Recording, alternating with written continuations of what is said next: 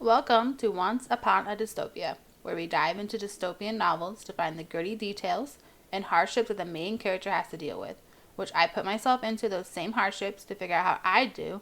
Then I discuss my personal how to survive in that world as if I was born into it.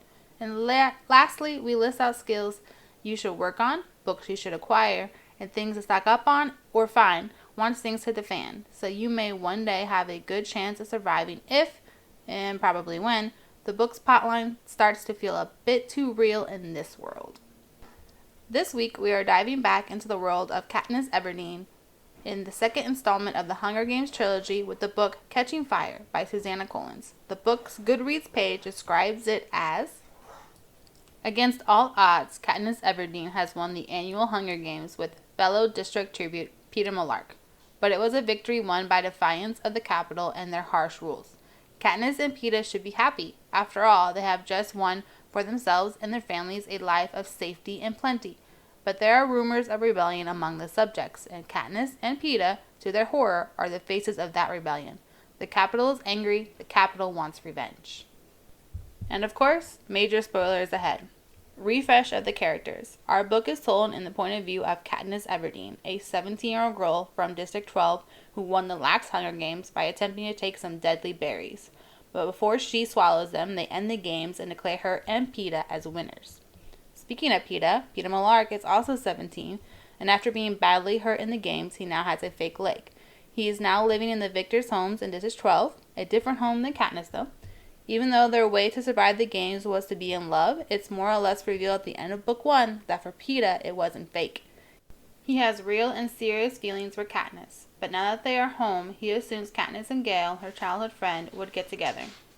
To keep the horror alive and well in Panem, 6 months after the Hunger Games, which happen every year, the victor from the last games goes on a victory tour, going to each district to give a speech, thanking the Capitol for their generosity, and giving condolences to the families of those who died in the games. The tour usually starts in District 12 and then heads to each district heading towards the capital. It'll skip the Victor's district, doing that one last, then will end with huge parties in the capital. On the day that the tour is set to begin, Katniss comes home from doing her rounds of hunting and visiting the very illegal Hob, and her mother warns her of a visitor. This lovely visitor is none other than President Snow, who more or less tells Katniss to turn up the love between her and Peeta, where people might start not being too alive anymore, including Gale and his family. Now, not to get political, and this really has nothing to do with surviving the games or this world, but I've always been Team Peeta. I really didn't like Gale. For starters, he seems to only be really interested in Katniss once she has fame, money, and another guy is showing her interest. He spent how long with her before the games? Like hours a day, every day, hunting together, making plans to maybe run away with their families together. Yet Gale had never expressed feelings for her, never spoke up and said, "Hey Katniss, I like you, or love you, or want to be with you, or have romantic feelings towards you." Though I guess the same could be said about Peeta, but to a lesser extent, since he waited until he was on TV to say anything about his feelings. But still, Team Peeta all the way. But anyways, back to President Snow threatening a 17-year-old girl from the poorest district in his country. He makes sure she knows that the old game master has been dealt with, aka killed, and that he knows she has been going outside the fence every Sunday, which makes Katniss freak out about how he could know this. He tells her that she needs to convince him that she is in love with Peeta while on this tour, and then leaves. Cinna and Katniss' stylist show up to make her capital pretty, and she goes outside to do her interview, where Peeta is exiting his house as well, which brings up a point I'd like to make here. They're on camera, right? And the camera, therefore the viewers see what they come out of different houses. I get that they're 17, and Katniss' mom is all about them not getting married too young, but if I was someone watching them come out of different houses, I would get suspicious about it. Like, why aren't they spending time together before this? Why not save on camera time and such by allowing them to just come out of the same house together to promote how they can't stand to be apart or something? I don't know. Maybe I'm overthinking it, though. Katniss knocks Peeta down in the snow since he still hasn't mastered having the fake leg, but on screen it looks like they're very much in love. They all get on the train to head towards District 11 to start the tour. Katniss confides in Haymitch about what Snow had said. He reminds her that it's not just about this tour. The love story between her and Peeta will forever be on show for the crowds. She will have to marry Peeta and have kids with him and move in with him and spend forever with him. There will be no easy way out of it or any way she can be with Gale. They head to District 11, and while entering the district, they notice a new fence has been put up, 25 feet high, with barbed wire at the top and metal plates at the bottom to discourage digging under it, and with watchtowers manned with armed guards. They go out on the veranda in front of the Justice Building in that district, and they are faced with the families of Thress and Rue. They say their speeches, and then Peeta adds that he wants the families of Thresh and Rue to receive 1 month of their winnings every year.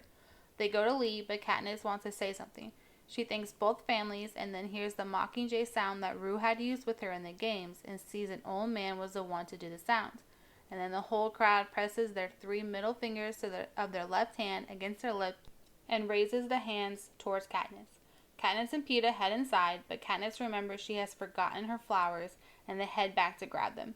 They witness the guards dragging the old man who had whistled and they shoot him in the head. Okay, so my take so far is, well, you already know. I'll be with Peeta. I wouldn't be giving Gale a second thought. And even in the book, Katniss claims she doesn't have feelings for Gale, but then doubts that and thinks maybe she has her feelings mixed up. I would have told Peeta about the meeting with Snow on the train leaving District 12, making sure he was 100% aware of what's going on. Like, his family could be killed as well because of this, and the fact that Katniss doesn't even tell him about the threat is very disrespectful. Even if you have no feelings for the other person, you should have told them that their family is at risk.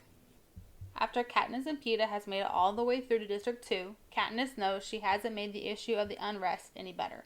In fact, she knows she can see it's getting worse, and she starts to have bad nightmares and trouble eating. Peeta starts spending the night in her cabin on the train because Katniss only sleeps well with him. So once they reach the capital, Katniss is desperate for a plan and comes up with one of doing a public marriage proposal. Peeta agrees, but soon after disappears to his room. My take about that? While I do feel bad for Katniss at this point, the way she just casually brings up the proposal rubs me the wrong way. Because again, Peeta does have feelings for her, and she still just sees it as a way to get by. She doesn't put herself in Peeta's shoes at all, and is just almost constantly hurting his feelings in a way. When they go on TV and Peeta does a proposal, President Snow is there and basically tells her she didn't do a good enough job. So of course, now she is thinking about a way to avoid getting in trouble for this and a way to save her family. So she plans on taking her family, Gale and his family, and Peeta, but doesn't mention Peeta's family at all. Remember, he has parents and 2 unnamed brothers, and she wants to bring Haymitch, of course.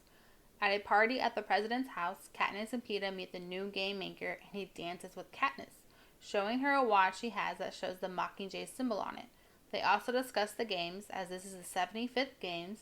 They are doing a quarter quell, which all have their own theme. Katniss and Peeta head back to District 12 to do the Harvest Festival. They will be staying at the mayor's house once they get there and have a dinner there that night. Once in the house, Katniss goes to find the mayor's daughter, Madge, the one who gave her the Mockingjay pin before the game's last book, and happens upon the mayor's study. And the TV is on. She catches an update on District 8, which is in the district that does textiles. A level 3 alert is happening there. Additional forces are being sent there, and all textile production has been shut down. The TV cuts to scenes for District 8, showing things being burned, bricks being thrown, and the peacekeepers are shooting the crowd at random. Katniss is rattled by this, and her plan to run away takes over her mind. She meets Gale out in the forest, which is a dumb idea, seeing as Snow already told her he knew that she was out there and made it pretty clear that he had eyes out there. But Katniss just has the escape on her mind. Katniss explains to Gale that she wants to run away, and Gale takes it as her just wanting to run away with just him, and acts super happy and even picks her up in a hug, overjoyed to think that she wants to run away with him and leave Peeta behind. While still hugging Katniss, he leans down and tells Katniss he loves her, and Katniss pulls a Han Solo and says, "I know." Gale doesn't take this well and lets her go and moves away. Then when Katniss brings up bringing Peeta and Haymitch, Gale freaks out. Katniss, trying to get him to see how bad things are, tells him about what she saw on the TV about District 8, and Gale loves this information, and straight up tells Katniss he will never leave with her now. He wants to fight back like District 8 is doing. Gale leaves Katniss in the woods, and when Katniss heads back into town, she finds Peeta. She brings up the idea of leaving to him, and he is also a little shitty about Gale coming along too, so teenage boys. Okay, my take. If this had been me up to this point, I do not think I would bring up a plan to escape. Snow makes it clear that he knows Katniss is leaving the fence, claims he has seen or knows somehow that Gale and her kissed out in the woods, so either he has cameras out there or someone is following her around, so therefore any escape plan is not going to end well, or even get started because someone or something will see. Also, if 3 whole families just up and disappear, you really think the peacekeepers or the mayor would just let that go? I doubt it. They probably alert someone, and again, knowing she goes out in the woods, would find them pretty fast. Okay, getting into some real hardships now, since up till now most of this was just mental things that Katniss had to deal with. Once Peeta and Katniss reach town, they find Gale is being whipped because he was caught with a wild turkey he killed while out in the woods with Katniss. Their normal head peacekeeper has been replaced, and this new guy actually enforces rules, like the no poaching rule, and is whipping Gale for breaking that rule. Katniss, going to stand up to the peacekeeper and stop it, is hit by the whip. Her left side of her face is hit and it welts doom gross. She starts to yell at the guard as the guard goes to hit her again with the whip, but Haymitch intervenes and they get Gale out of there. Okay, my take. Well, I've never been hit with a whip, so I'm not sure the pain level, but I can imagine it's very painful. I think Katniss might have actually done the right thing here. The peacekeeper probably wasn't going to stop whipping Gale, and since she is famous, well, famous enough since the peacekeeper didn't actually recognize her until Haymitch pointed out who she was, but still famous enough to stop the act without having major repercussions. I think the only thing I would change is maybe just to plan my jump in to be right after a whip so that I wouldn't get hit, but I know it's a high stress situation, so doubt I'll think before reacting, but you never know. The shit hits the fan in District 12 after this, though. They burn down the Black Market Hob, replace most of the peacekeepers, close the mines for a few weeks, didn't stock the food. The parcel day food that they get from winning the games arrives spoiled. When the mines do reopen, the miners have to work longer hours for less pay, and the woods are off limits to everyone, and even Gale and Katniss are abiding by that until one day. A crate of wedding dresses shows up to Katniss' house. They freak her out and she flees to the woods. She heads off to a shack her father took her to when she was young. While there, 2 girls find her in the shack, Twill and Bonnie, both from District 8. They have fled from when their factory they worked in exploded. They're heading for District 13, which Katniss says is not real, but the girls have proof. The video of District 13 that is shown is the same footage every time. You can tell by a bird passing the camera in the same spot and time every time they show the footage. This is when we learn that District 13's thing was nuclear development. Katniss starts to question what she knows about District 13. She helps the girls be better prepared and gives them food, and they stay behind to rest before they head to 13. Katniss heads home and is too distracted to notice till it's almost too late, but the fence has its electricity back. She freaks out a bit and hides behind a tree. She thinks that this is on purpose, thinking the new head peacekeeper did this on purpose to catch her in the act of breaking a rule so he can make an example out of her. She knows that she can't go under as the ground is frozen, so she finds a tree with a limb that goes over the 20-foot fence. She inches her way out on the limb till she is over the fence, and then releases her grip to fall down on the ground. She hits the ground pretty hard, hurts her ankle and tailbone. She thinks she has broken something, but limps her way away. But since she didn't tell her mom where she was going, she heads into town and buys some bandages and peppermints. By the time she gets home, she can no longer put weight on her left ankle. When she enters her home, there are 2 peacekeepers inside. One, who seems very surprised to see her, further helping Katniss come to the conclusion that she was trapped out there on purpose. She has to hide her injury and find Peeta and Haymitch in her home as well. She makes up a lie about sticking out a goat man to talk to him about getting Prim's goat pregnant. Her sister helps her with the lie. The peacekeepers have to accept the lie and leave. Okay, my take on this mainly is, why would you head into the woods at all at this point? She has seen what they did with Gale and the backlash from that. Yet she just ran right into them without thinking much about what could happen. As someone who keeps saying she is doing whatever she has to do to save her family, she was doing things that could put them in danger. And for what? A stroll in the woods? But I'll give her the tree thing was pretty smart. Maybe she could have worked on the landing though to avoid injury, and even though the bandages and candies were good for her to lie, it wasn't smart to walk on the bad ankle all the way to town and then head home. Katniss does her photo shoot for her wedding dresses, and on the night that they do the TV spot for them, they announce the theme for the Quarter Quell, which is, on the 75th anniversary, as a reminder to the rebels that even the strongest among them cannot overcome the power of the Capitol, the male and female tributes will be reaped from their existing pool of victors. Which means Katniss, Peeta, or Haymitch are heading back to the games. They spend their time before the games training, which isn't allowed, but no one seems to follow that given the careers in previous games. Briefing day happens, Katniss is picked of course, then Haymitch is called, but Peeta volunteers. While on the train to the Capitol, they find out the other tributes and watch some videos of past games, including the game where Haymitch won, which was the 50th game, so the second Quarter Quell, where they did double the tributes as the theme. In his games, Haymitch found out how to use the barrier in the arena as a weapon. By accident, he figures out if you throw something over the cliff into the barrier, it'll come back shooting back at you. It came down to Haymitch and one other girl at the end of the games. She chases him towards the cliff, throws her axe at her. Haymitch ducks, the axe goes over. She stands back trying to think of a plan, and then the axe flies back up and plants itself into her head, killing her. Nothing much happens for a while. They wear Cole costumes, Joanna gets naked in front of them in the elevator, they make friends at training, they make an impression on the judges where they go to do their scores, where Peeta paints a picture of Rue, and Katniss makes and then hangs a dummy with the last game maker's name on it. Finally, we enter the games. Before Katniss heads up to the little bomb platform, guards come in and attack Cena and drag him away.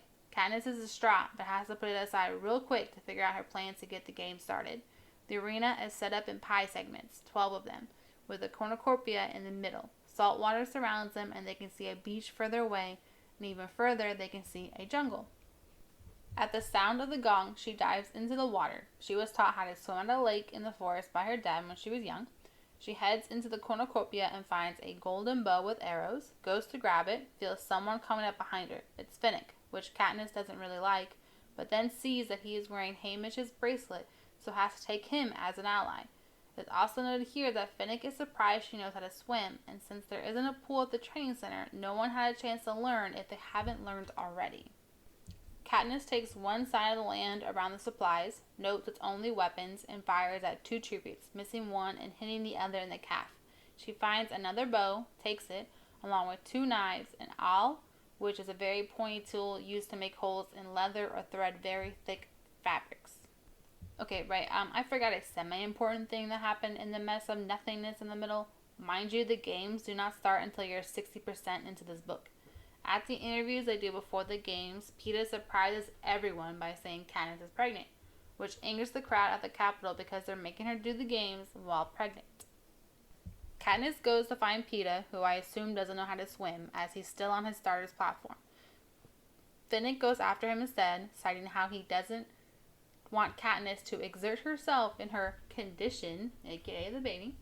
Finnick comes back with Peeta and Mags, an elderly lady from the same district as Finnick, joins them, showing them the belt on their suits is a flotation device. Katniss hands Peeta one of the bows she has and a knife. She gives the owl to Mags and they head into the jungle. Okay, my take. So basically, I would do the same that Katniss is doing. Katniss at least learned from last games that she needs a weapon sooner rather than later, and she more or less established allies before the games, where last year she still was pretty cold towards everyone during training. I do know how to swim, well, my husband not so much, as he's from another country where swimming in public pools aren't a big thing. But where I was, my grandparents had a swimming pool growing up, and we were required to do swimming and diving in high school gym. But I know that a lot of countries and classes of people aren't given that same luxury, which sucks when it comes to a life or death Hunger Games, where you either know how to swim or not, and that's your life at stake there.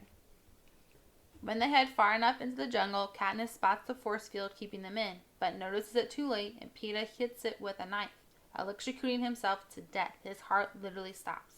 Katniss freaks out, shaking and slapping Peeta. Finnick steps up and starts to do CPR on Peeta, and for some reason Katniss first thinks he's going to make sure Peeta is dead. As in kill him more though, I guess, since Katniss knows his heart has stopped. She checked. She goes to push Finnick off Peeta, but Finnick pushes her away so hard that she hits a nearby tree. He goes back to doing CPR, and Katniss straight up then thinks that Katniss is kissing him? Like, what? Okay, I have to say something about this.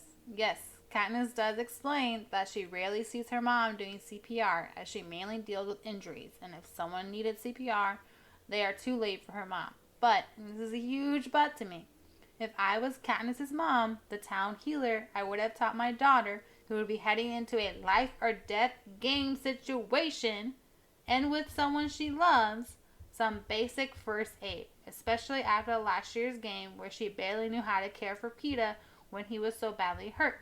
Heck, even if I was just a normal mom in this situation, I'm teaching my kids to do basic first aid and what kind of things they can find in nature to do to care for the injuries. Like, I don't want to bash on her mom. The books say that she is teaching Prim these things, and that Katniss has a rough time with people being sick, but still, basic knowledge, based on how bad Peeta was last time, could save Katniss as well if she got hurt, but Peeta was okay. Katniss could tell him how to help her, besides if she needed CPR, but, still, you get the idea. Like, teach her basic first aid to save your daughter in a life or death game. Once Peeta is back living, they follow the force field, but feel like they're not making any progress. So Katniss climbs up a tree and sees that the arena is in fact a perfect circle, actually a dome as the top of them is covered as well. Relying on information she got from a tribute during training, where they showed her the force field now covering the people in the training area, guess Katniss's arrow last year scared them, she notices the same looking field up in the sky. She shoots an arrow at it. She can see the real sky for a second. Then the arrow is thrown back, just like the axe from Haymitch's game. They still can't find any fresh water, so they make camp, eating some roasted nuts, and a while later they are gifted a spile. A faucet-looking item that once plunged into a tree, the sap in the tree will flow out of it, or water in the trees in this case. They use a grass-woven cup to hold the water they found and drink. They sleep and are later woken up by a bell ringing 12 times. After it's done, a tree across the way from them is struck by lightning, and a lightning storm begins near the tree. Okay, kind of my take right now, but I have been reading for a very long time, since childhood, obviously, but I have been actively reviewing, blogging, and discussing books since 2013. And because of that, I think I've gotten really good at spotting foreshadowing and guessing how things are going to go. Like this whole arena setup. But I'll wait to discuss that till Katniss figures it out. But as soon as she came up on her base to begin the games and described the area she could see, I knew right away what was going on. Also, learned basket weaving skills because Finnick and them make shelters and cups, waterproof cups. So, something you should learn. Katniss takes watch while the others sleep. She notes that after about an hour, the lightning storm has stopped and rain somewhere has started. She hopes it heads their way, but it never does.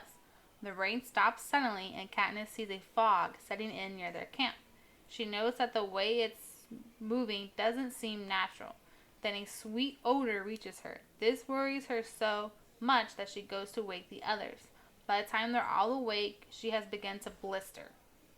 Finnick grabs Max, putting her on his back, and runs. Peeta is slower to get up and start running, and he has trouble dealing with the underbrush of the jungle. Remember his fake leg that he still has trouble with.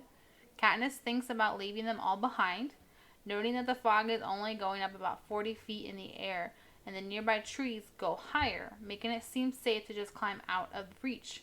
Katniss remembers her plan to save Peeta, so tells him to follow where she steps, which helps a little, but they're not putting enough space between them and the fog. Peeta trips and falls down. While pulling him up, Katniss realizes that the left side of his face is now sagging, and taking a second to look at him, she then feels a spasm in her arm.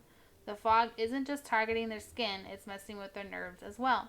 The fog has gotten to Peeta's legs, making him move too slow. Finnick has slowed down to watch their struggle. He decides to give Mags to Katniss and carries Peeta himself. Katniss is on the smaller side, and even though Mags might only weigh about 80 pounds, she struggles badly trying to carry her. After falling 3 times with Mags, she can't stand up with her anymore. She asks if Finnick can carry both, but Finnick has lost control of his arms, losing 2 of his 3 tridents, and says he can't do it. Mags accepts her fate, kisses Finnick on the cheek, and just walks into the fog, killing herself. Katniss is startled by this, but then picks herself up to run. After running for a bit, Finnick falls with Peeta, and Katniss trips over their bodies and falls as well. She thinks this is the end, but sees that the fog has hit some kind of invisible wall and doesn't proceed past that wall. They spot monkeys in the trees of the part of the jungle they're in now, but the monkeys just stare at them, so they head towards the water to seek relief, and the water draws out the poison from the fog. Katniss notes here that her jumpsuit is shredded, but her shoes and undergarments were not damaged at all. Okay, my take. Okay, Mags and Finnick built a really nice camp for them on the ground, which made me worry a bit though because they're in a jungle. So using the trees as cover, someone could sneak up on them. Given that there's 4 of them, I would think that one could do ground watching and one could be in a tree a bit away and have some kind of signal to warn them earlier. We all know people have trouble looking up, so the tree watcher could go unnoticed by someone trying to sneak up on them. Noting the undamaged shoes and undergarments, Katniss should realize it's a planned fog, since they made sure those items would be of use still after that area. Katniss's plan of climbing the trees maybe was a good idea. She could have yelled at Finnick about it and tried to get Mags up a tree since he was so far ahead of them, and see if that would have worked. If I was in Mag's shoes, I think I would have done the same. Just accept fate and give the others a chance to win and live. Peeta heads back into the jungle to start the hole to get more water from a tree, while Katniss and Finnick stay in the water.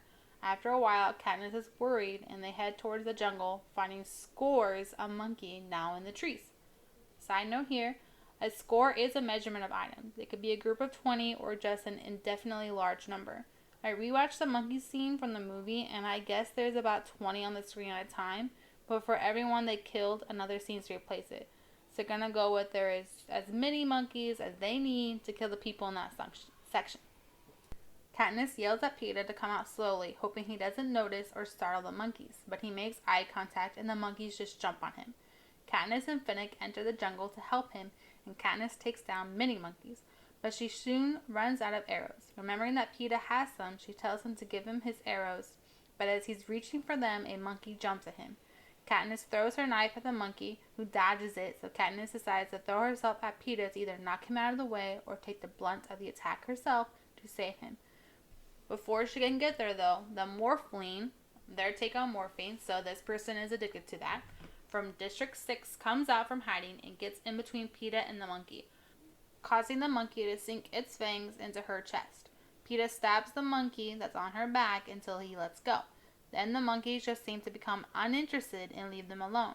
Peeta asks for help in bringing the tribute down to the beach area. The fangs of the monkey, though, had hit something vital in her body, so they know she is dying. Peeta has become friends with her in training and knows she likes painting, so he talks to her about that until she dies, and he carries her out to the water to be taken. Meanwhile, Finnick comes back from the jungle, giving Katniss all the arrows she used on the monkeys, saying that the monkeys' bodies had just disappeared.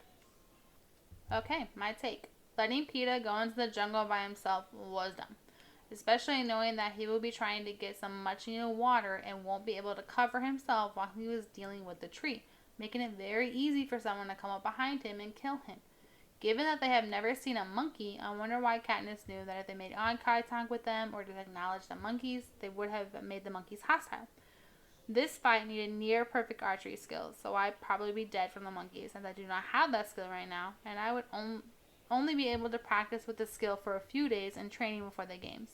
But Peeta does a decent job of dealing with the monkeys with just the knife he had on him, so maybe I'd do okay. After the attack, Katniss and Peeta sleep while Finnick takes watch. They all enjoy a feast of some fresh seafood and get a gift of ointment for their monkey bruises, and then another gift of bread from District 4. Katniss is staring across the water and hears screaming, and then sees a giant wave coming from the crest of the jungle, not the body of water near the beach, and it takes out most of the jungle in that area. In this section next to the giant wave, Katniss spots 3 people. Katniss's group falls back to the jungle to hide from them. As the trio makes their way closer to Katniss's group, Katniss notes that they are covered in something red, maybe paint. Finnick recognizes one of them as Joanna. Joanna explains that they have been in the raining section, but instead of water, it rains hot red blood. She has Wires and Beatty, who are called Nuts and Bolts, with her. Also, I'm probably going to butcher these people's names, so I'm sorry, but Rires seems to be in shock and is saying tick-tock repeatedly. Joanna makes a comment about how she brought Katniss these two for a reason, but then Finnick grabs her and takes her out of the water to clean her off. Later that night, Joanna and Katniss are taking watch, and when Katniss asks why she brought them to her, Joanna says that Haymitch said, if we were to be allies, I had to bring them to you. That's what you told him, right? But Katniss didn't tell him anything, but lies and says thanks to her. Katniss notes that the sun is right on top of them in the sky and literally thinks it must be noon. And then the tree across the way is hit with the big lightning strike again. She works through the problem, noting the 12 bongs, then the lightning at night, and now it's noon with more lightning in the same place. And finally realizes the arena is a clock. I just can't believe it took her this long to figure it out. Like, why would the game maker show you his watch? It was so out of place, so I took note of it. And as soon as she pops up at the beginning of the game and says there is 12 sections, my thoughts went right to the clock. Like, that quick, I was like, yep, this is a clock. How could it take her this long to figure it out? The 12 bongs, then the lightning, the rain suddenly shutting off, followed right away with fog in the next section, the rain and wave just in one section. It was all right there, Katniss. After figuring out the clock thing, Katniss wakes everyone up to explain, and they go to leave the monkey section. But Beetee is requesting for his wire that Joanna brings to him. She expresses how she didn't see the wire as a weapon, but Peeta informs her that Beetee created an electrical trap in his games to win. They make a plan to head back to the cornucopia to safely witness the arena to test out the clock theory. Making a note here, so while at the cornucopia, Katniss thinks about something, and I'm not sure what emotion she has towards it, nor my own emotion, because it's kind of messed up. Basically, Rue, who was only 12, was already working in the fields in her district, right? So she had gained knowledge of trees and plants. Then Finnick, only being 14 at his games, had already been fishing in his district, or at least learning how to use the trident and becoming a strong swimmer. Joanna was 17 at her games and had already been working in the lumber mills, and or at least learning the skills of using the axe for that job. But in District 12, no one goes to the coal mines till they're 18. So it seems that District 12 is even more at a disadvantage when it comes to this issue, and the other tributes are technically training for the games by just working or learning the skills of the trade there, which I can see, but not sure what skills you will gain while mining. You'll gain strength for sure, but not sure what other things learned down there will help with you in the death match. I see it as a good thing, though, that at least in 12, they wait until they're 18 to work them to death. Even the runaways from 8 who worked in textiles stated that the kids went to work in the factories after school. Granted, coal mines are very dangerous, and miners always don't live that long. It does make more sense to wait so they can get all the good years out of the population. While at the cornucopia, they draw a map of the clock, noting that the tail of the cornucopia points towards 12. While they're talking, Katniss notices that their canary, Rires, has stopped singing, aka muttering about the clock. Katniss notches an arrow and turns to see Glass, a District 1 tribute, has slit Rires' throat. Katniss fires an arrow into his right temple. Joanna at the same time buries an axe into Cashmere's, the other District 1 tribute, chest. Finnick knocks away a spear that was aimed at Peeta and turns to go after 2 other tributes who were on the other side of the cornucopia, when it starts to rotate very quickly. It spins very quickly and Katniss has trouble hanging on, but then it just stops, making them all queasy and off balance. Since the cornucopia has now been moved, they do not know which sector is 12, so they pick a random one and head there. Finnick heads in to get some more water, and Peeta offers to watch his back while in there. Maybe learning from last time, huh? But Joanna says that Katniss needs to go, and he needs to redo the map that got washed away. Katniss thinks this is a plan to separate her and Peeta so that Joanna and Finnick can kill them more easily, but goes along with Finnick. While in the jungle, Katniss starts to realize that the others are doing their best to keep Peeta safe and alive, which makes her more suspicious. Katniss goes to hand the spile to Finnick. She hears a scream that sounds like Prim. She drops the spiel and runs off to find her. She runs till she finds a jabberjay, a mutant bird that can make human sounds, and knows that Prim's scream is not real. She shoots an arrow into the bird's throat, killing it. Finnick finds her, and they hear another scream, but not Prim's this time, and Finnick takes off. He hears the scream of someone named Annie, and even though Katniss shows him it's just the bird, he reminds her that the birds just mimic sounds. So they, the capital, had to get those screams from the real Prim and Anna to get the birds to mimic the sounds in the arena. Next, they hear a scream that sounds like Gale. They head to leave the sector as it's too much for them to handle the screaming. They see Peeta and Joanna in the jungle, but when they try to get to them, they find that they are being kept in the sector by a transparent wall. Birds start arriving nearby, and they are assaulted by the screams of their loved ones. Katniss tries to kill them all, but every time she kills one, another one replaces it. The hour finally ends, and Peeta can get to Katniss and tries to soothe her, but she isn't having it. Peeta tries to explain that yes, the birds mimic sounds, but he doubts they were real. They probably took sounds from the interviews with Prim and messed with the audio, citing that when they reach the final 8, the Capitol goes and does family interviews. So how can they show a tortured or killed Prim in those interviews? Okay, my take.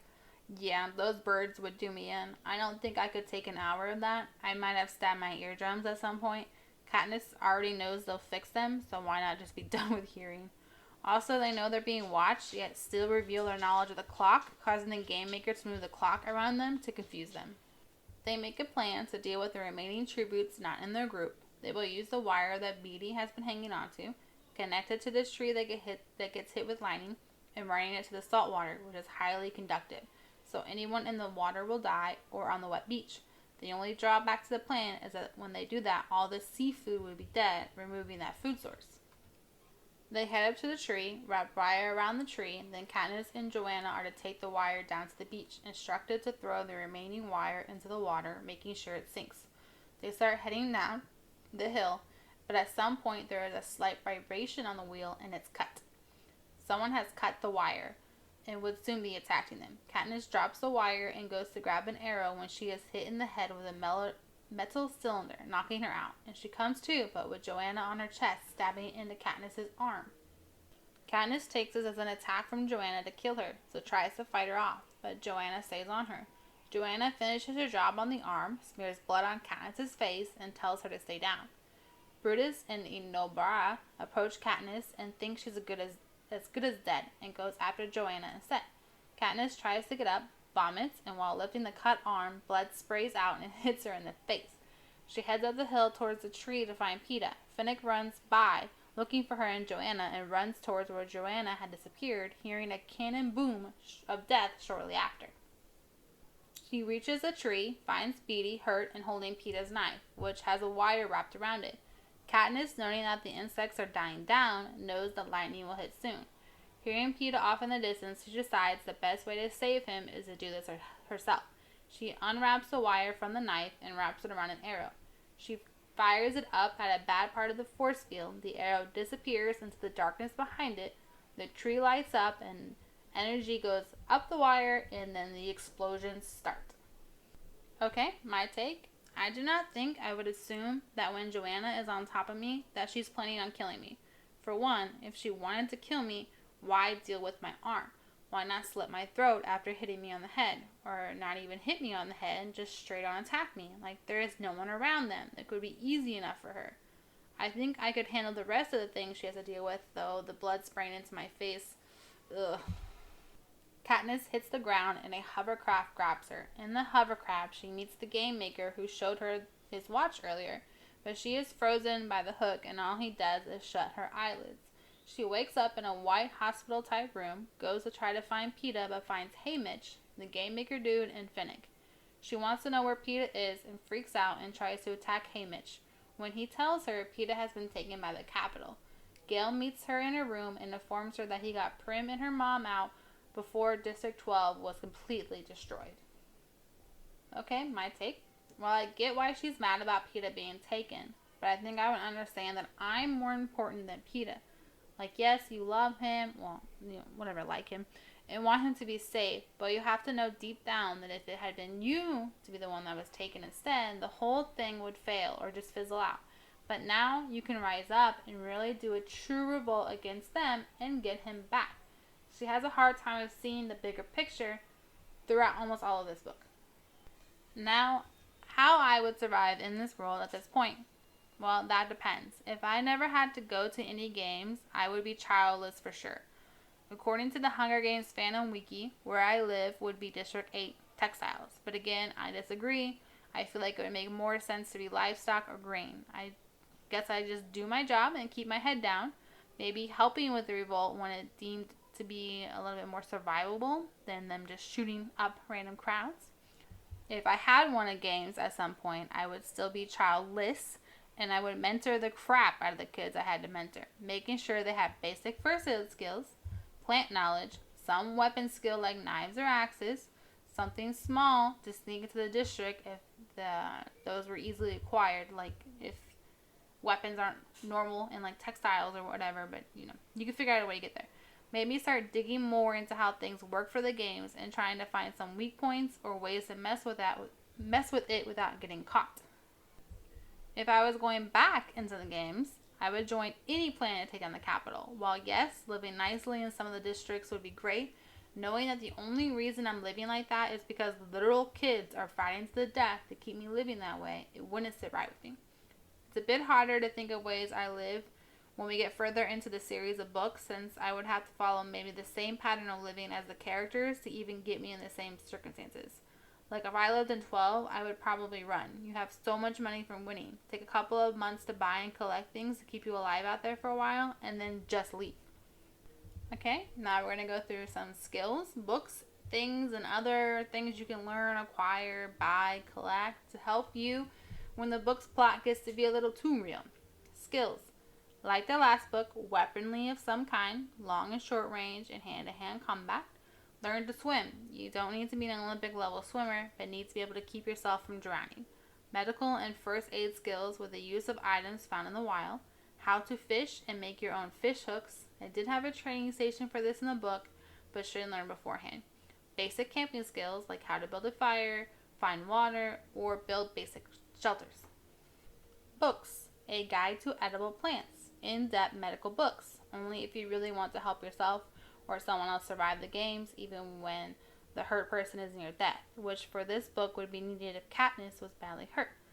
Fishing books, maybe one with how-tos of building nets or fishing poles for random things. There are some animals in the jungle, but the fish were the safest and plentiful, so you would want to collect a lot of them easily. Basics of electrical things, unless you have your own BT on hand. Plant weaving books, like I said, Fanic and Mags made watertight containers from plants and shelters. That would be very helpful to have around. Things you need or want to help. Outside the games, of course, since you can't control much in them. Extra food, which yes, is very hard to get, but Katniss had a lot of money. She could have spent a good amount of that stockpiling food, or if possible, plant a garden. Granted, it's a bad winter during this book, but as we have seen in other books, you can build greenhouses or light boxes to grow during the coldest winters. Medical supplies. Yes, you have a town healer. Maybe. But you should have your own stuff in case they die or disappear. Something like weights to help build your strength if chosen for games or to help fight back. They do show real weights in the training center, but I doubt people in the district can get those. So improvise with other items. Extra clothes. Winter attire. In case they close down the coal mines and you don't have heat anymore or can't get wood for your fireplace. That's all I can think of for now. So with that, thanks for listening to Once Upon a Dystopia. And in our next episode, we will be diving back into the zombified world of Jonathan Mulberry's Rotten Ruin series with the second book, Dust and Decay. Thank you for listening and happy reading.